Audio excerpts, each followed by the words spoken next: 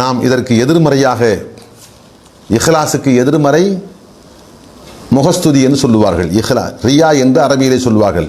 ஒரு காரியத்தை செய்கின்ற போது அல்லாஹ்வுடைய பொருத்தத்திற்கு அப்பால் வேறு ஒன்றை நாடுவது, பேரையோ புகழையோ விளம்பரத்தையோ உலகத்தினுடைய வேறு ஆதாயத்தையோ நோக்கமாக கொண்டு செயல்பட்டால் அதற்கு ரியா, முகஸ்துதி என்று சொல்லுவார்கள். இப்படி முகஸ்துதியை அடிப்படையாக கொண்டு செய்கின்ற போது நம்முடைய அமல் ஏற்றுக்கொள்ளப்பட மாட்டாது.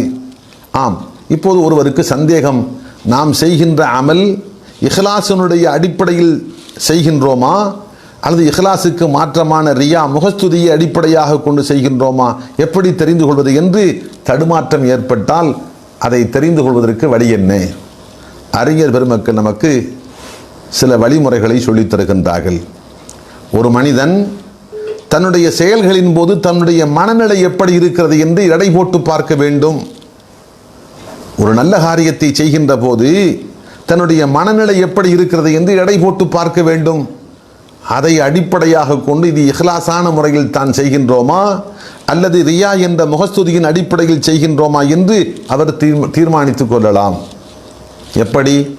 ஒரு நல்ல காரியத்தை செய்கின்ற போது 4 பேருக்கு முன்பாக செய்தால் உற்சாகமாக செய்ய வருகிறது. 4 பேர் இருக்கிறார்கள், ஒரு கூட்டம் இருக்கிறது, ஒரு கூட்டத்துக்கு முன்பாக தொழ வேண்டும், ஒரு தர்மம் செய்ய வேண்டும், அல்லது ஒரு பொதுப்பணியில் நாம் ஈடுபட வேண்டும், நம்மை பார்ப்பதற்கு 4 பேர்கள் இருக்கிறார்கள் என்று வருகிற போது ஊக்கத்தோடும் உற்சாகத்தோடும் அந்த காரியத்தில் அவர் ஈடுபடுகின்றார். அவருக்கு இனம் புரியாத ஒரு புத்துணர்ச்சி தருகிறது.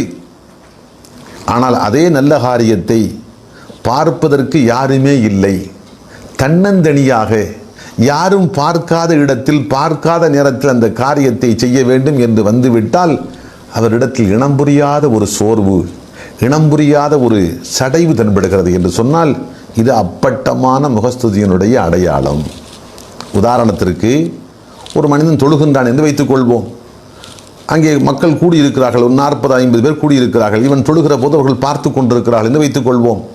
இப்போது மக்கள் எல்லாம் என்னை பார்த்து கொண்டிருக்கிறார்கள், நான் தொழுவதை அவர்கள் பார்க்கிறார்கள் என்று வருகிற போது ரொம்ப பக்தியோடு தொழுகின்றார், நீண்ட நேரம் தொழுகின்றார். அடுத்தடுத்து ஃபர்து தொழுது விட்டு அடுத்து சுன்னத்து தொழுது விட்டு விடுபட்டு போன தொழுகைகள் ஞாபகம் இருந்தால் அவற்றையும் தொழுகின்றார் மக்கள் பார்த்து கொண்டிருக்கிற போது.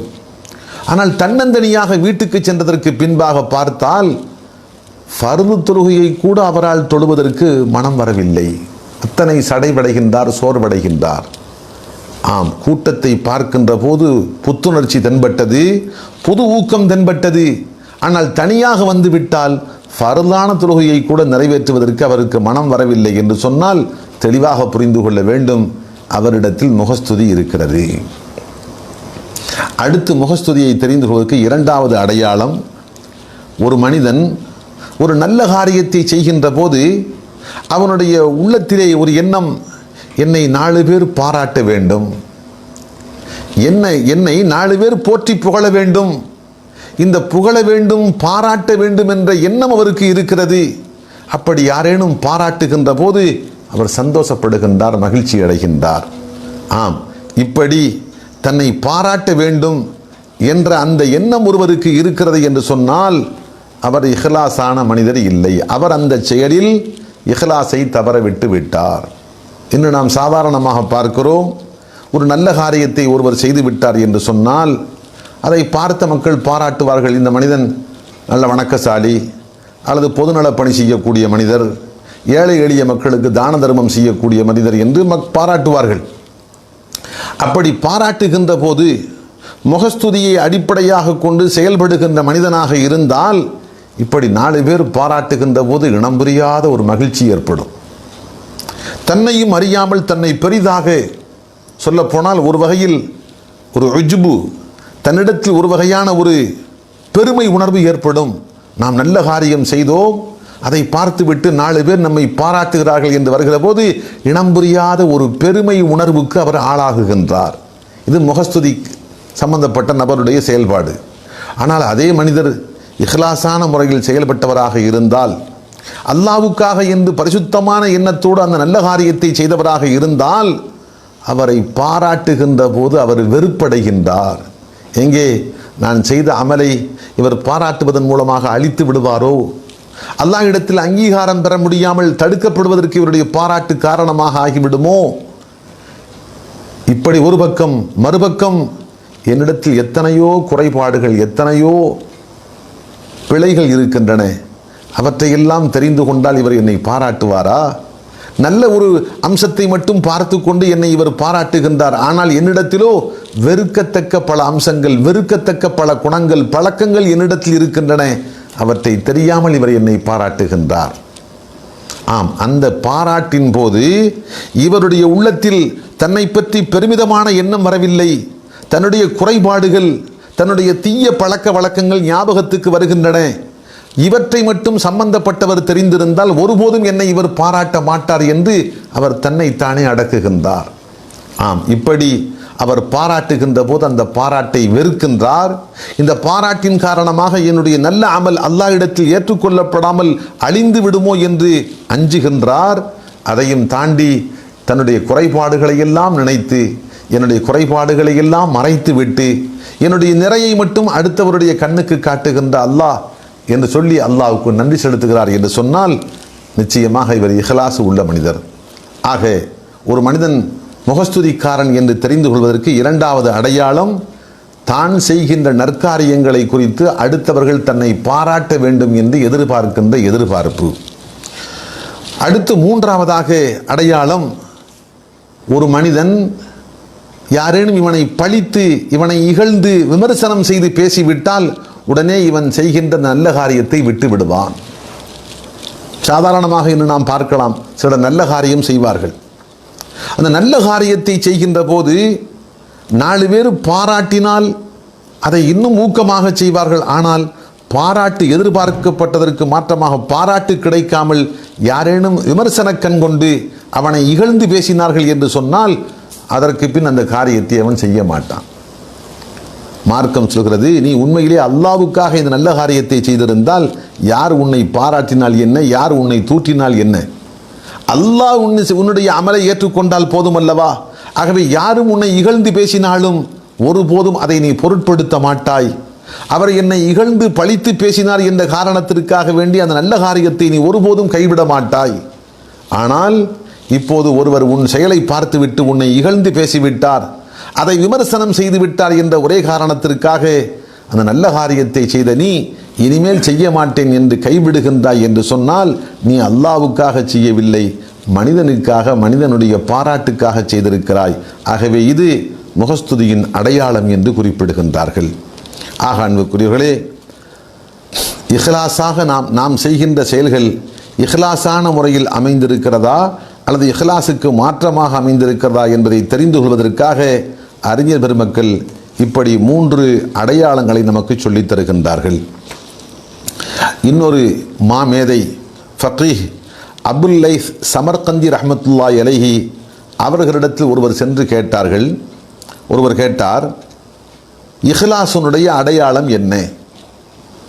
நான் ஒரு நல்ல காரியத்தை செய்கின்ற போது இதை முழுக்க முழுக்க உலக ஆதாயத்துக்காக வேண்டி என்று இல்லாமல் அல்லாஹ்வுக்காக வேண்டி மட்டும்தான் நான் செய்கின்றேன் என்று எப்படி நான் தெரிந்து கொள்வது? இப்படி கேட்டபோது அபுல் லைஸ் ரஹ்மத்துல்லாஹி அலைஹி சொன்னார், திருப்பிக் கொண்டு கேட்டார்கள், ஆடு மேய்க்கக்கூடிய மேய்ப்பாளனை நீ பார்த்திருக்கின்றாயா என்று கேட்டார்கள். ஆம், பார்த்திருக்கின்றேன். அந்த ஆடு மேய்க்கக்கூடிய மேய்ப்பாளன் சில போது ஃபர்தான தொழுகைக்கு உரிய நேரம் வந்துவிட்டது என்று சொன்னால் காட்டிலே எங்கே ஆடுகளை மேய்த்து கொண்டிருக்கிறானோ அந்த காட்டிலே ஆடுகள் சுற்றி அமர்ந்திருக்க அந்த ஆடுகளுக்கு மத்தியில் தொழுவான். அப்படி தொழுகின்ற போது அவன் எந்த உணர்வோடு தொழுவான்? இந்த ஆடுகள் எல்லாம் என்னை பார்த்து கொண்டிருக்கிறது, நான் தொழுவதை பார்த்து என்னை உயர்ந்தவன், வணக்கசாலி என்று அவையெல்லாம் உயர்வாக தன்னுடைய உள்ளத்தில் என்னை பெருமிதமாக நினைக்கும் என்ற எண்ணத்தோடு அவன் தொழுவானா? அல்லது இவையெல்லாம் ஆடு மாடு, 6வது அறிவில்லாத ஐயறிவு உள்ள சாதாரண விலங்குகள், இவை என்னை குறித்து நான் தொழுகின்ற வணக்கத்தை குறித்து என்ன கருதப் போகிறது என்று ஆடுகள் தன்னை பார்ப்பதை அறவே பொருட்படுத்தாமல், அதன் பக்கம் சிந்தையை கவனத்தை அறவே செலுத்தாமல் அவன் தொழுவானா அல்லது அதன் பக்கம் கவனம் செலுத்துவானா என்று கேட்டார்கள். அப்போது அந்த மனிதர் சொன்னார், ஆடு மாடு மிருகங்களுக்கு மத்தியில் தொழுகின்ற போது யார் அதன் பக்கம் கவனம் செலுத்துவார்? ஆடு மாடுகளை பற்றி தொழுகின்ற மனிதர் என் தொழுகையை பார்த்துவிட்டு ஆடு மாடுகள் என்னை உயர்வாக கருதும் என்று ஒருபோதும் கருத மாட்டார். அறவே ஆடு மாடுகளை பற்றி சிந்தனை இல்லாமல் தான் அவர் தொழுவார் என்று சொன்னார். அப்போதுதான் அபுல் லைஸ் ரஹ்மத்துல்லாஹி அலைஹி சொன்னார்கள், இதே போன்றுதான் ஆயிரம் மக்களுக்கு மத்தியில் ஒரு மனிதன் ஒரு நல்ல தொழுகின்றான், ஒரு நல்ல காரியத்தை செய்கின்றான் என்றால் சுற்றி இருக்கின்ற மக்களை பற்றி அறவே அவன் எண்ணத்தில் அவன் சிந்தையில் அறவே எந்த எண்ணமும் வரக்கூடாது. மனிதர்கள் இருப்பதும் மிருகங்கள் இருப்பதும் ஒன்று. ஆடு மாடுகள் இருந்தால் எப்படி கருதுவானோ அது போன்றுதான் மனிதர்கள் அமர்ந்திருந்தாலும் தன்னை பார்ப்பதற்கு அங்கே மனிதர்கள் இருந்தாலும் அவர்களுடைய பார்வையை ஆடு மாடுகளுடைய பார்வைக்கு நிகராக அவன் கருதுவான். அப்படி கருதக்கூடிய மனப்பக்குவம் அவனிடத்தில் இருக்கிறது என்று சொன்னால் அவன் இஹ்லாஸான மனிதன். அப்படி இல்லை என்று சொன்னால் அவன் இஹ்லாஸ் இல்லாத மனிதன் என்று குறிப்பிட்டார்கள். அங்குக்குள்ளே சாதாரணமாக நாம் புரிந்து கொள்வதற்காக ஒரு விளக்கம் சொல்லலாம். ஒரு 100 பேர் அமர்ந்திருக்கிறார்கள் என்று வைத்துக் கொள்ளுங்கள். ஒரு மனிதன் ஒரு நல்ல காரியத்தை செய்கின்றான். அந்த 100 பேரையும் நல்ல காரியத்தை செய்கின்ற போது சம்பந்தப்பட்ட இவன் பார்க்கிறான். ஆனால் அந்த 100 பேரும் இவனை கண்டுகொள்ளவில்லை, இவனை கவனிக்கவே இல்லை. இவன் தொழுகின்றானா, தர்மம் செய்கின்றானா, நல்ல காரியத்தில் ஈடுபடுகின்றானா என்று அவர்களுக்கு தெரியாது. யாருடைய கவனமும் இவன் பக்கம் வரவே இல்லை.